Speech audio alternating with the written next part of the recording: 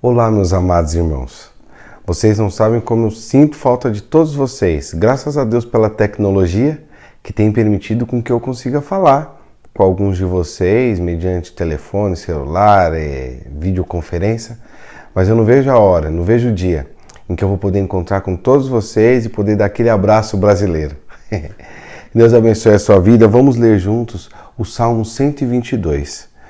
Salmo de peregrinação davídico. Alegrei-me com os que me disseram: vamos à casa do Senhor. Nossos pés já se encontram dentro das suas portas, ó Jerusalém. Jerusalém está construída como cidade firmemente estabelecida. Para lá sobem as tribos do Senhor, para dar graças ao Senhor, conforme o mandamento dado a Israel. Lá estão os tribunais de justiça, os tribunais da casa real de Davi. Orem pela paz de Jerusalém. Vivam em segurança aqueles que te amam.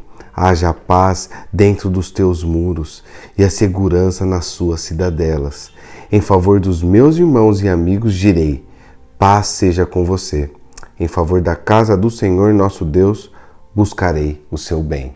Assim como as primeiras notas de uma música nos dão um vislumbre dos próximos compassos, o Salmo 122 nos dá um vislumbre de toda a tonalidade maior que ele deixou já logo no primeiro versículo. O primeiro versículo está descrito dessa forma: alegrei-me quando me disseram, vamos à casa do Senhor.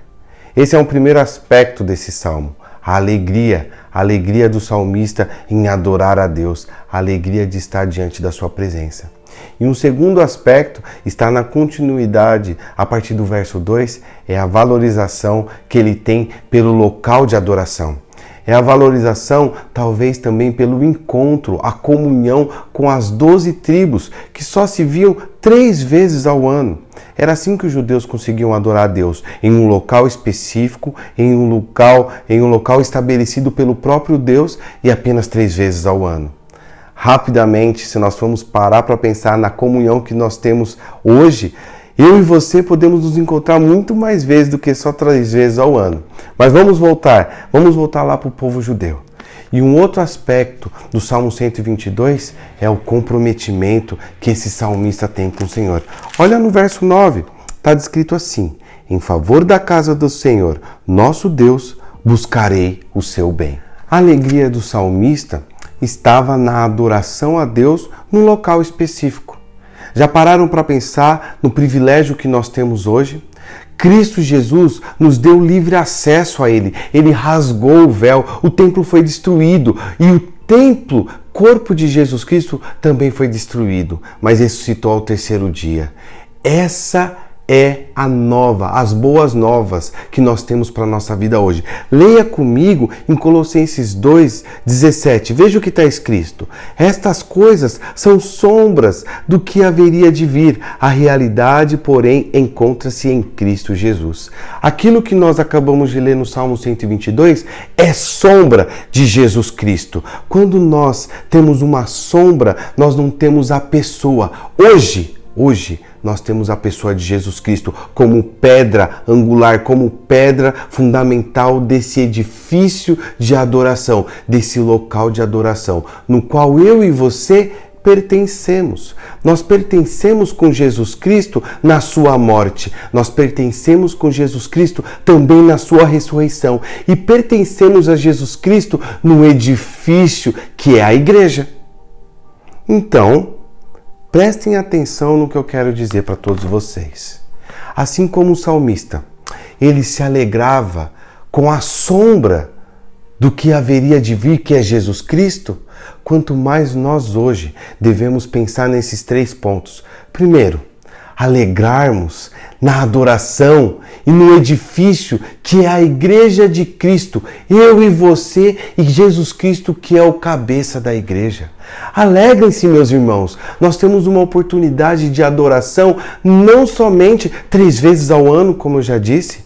Assim que passar essa pandemia, nós podemos, se quisermos, nos encontrar todos os dias para adorar a Deus. Nós podemos marcar tempos de oração, nós podemos até mesmo estar distantes e ainda assim conseguimos nos alegrar e conseguimos adorar a esse Deus dentro do santo templo que somos eu e você em Cristo Jesus.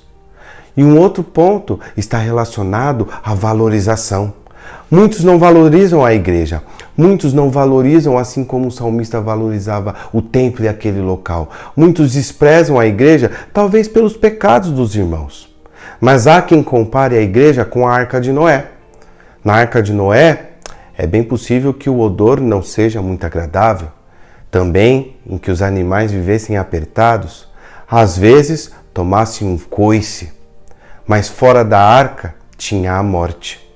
Talvez você esteja me ouvindo hoje e você seja aquele desigrejado e acha que você pode obter as bênçãos do Senhor e cumprir a vontade dele fora da igreja. Lembre-se, foi pela igreja que Jesus Cristo morreu. É a igreja que Jesus Cristo chama de noiva. E é a igreja que ele virá buscar. Reveja seus conceitos, reveja seus valores e faça a vontade de Deus. Viva a comunhão do corpo de Cristo Jesus. E talvez você seja uma outra pessoa que não conhece a Jesus Cristo. Talvez você seja uma pessoa que também não reconhece tudo isso que eu estou falando hoje aqui. Saiba, somente Cristo Jesus pode te dar aquilo que você realmente precisa. Você precisa se curar de uma epidemia, de uma pandemia chamada pecado. Livre-se disso e venha fazer parte também do corpo de Cristo, porque as promessas não são somente para essa vida aqui presente, essa vida aqui terrestre, mas principalmente para a sua vida eternal. E um terceiro aspecto está no compromisso que esse salmista nos dá de exemplo e que nós podemos ter hoje. Como você tem se comprometido com Deus e com a sua obra? Você sabia que também as suas contribuições são serviços?